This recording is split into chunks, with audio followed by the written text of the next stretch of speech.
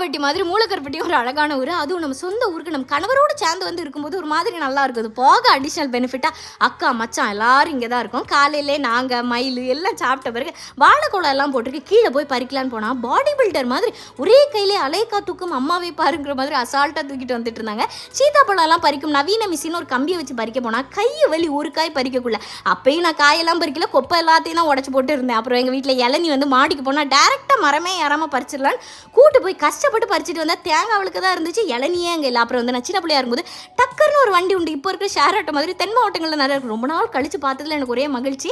அப்புறம் இந்த சுட்டிக்கல் எடுத்தது வந்து விளையாண்டுருந்தேன். அப்போல்லாம் ஸ்டேட் பிளேயராக இருந்தேன். இப்போ ஒன்று கூட பிடிக்க முடியலன்னு ஒரே வருத்தம். அப்புறம் சாயங்காலம் போல் சோம்நாத் பெரிய ஊர் திருவிழா ரெட்டை கதிரே அப்படின்னு சொல்லி நானும் எங்கள் அக்காவும் எங்கள் கடை குயின் டெக்ஸ் கடை ட்ரெஸ்ஸை வந்து போட்ட உடனே ஒரே சந்தோஷம். சின்ன பிள்ளைகள் அவள் போட்டிருக்க ட்ரெஸ்ஸை தான் நமக்கு தருவான்னு ஒரே வருத்தப்படுவேன். ஆனால் இப்போ அவள் கூட போடும்போது எனக்கு ஒரே சந்தோஷமாக இருந்துச்சு.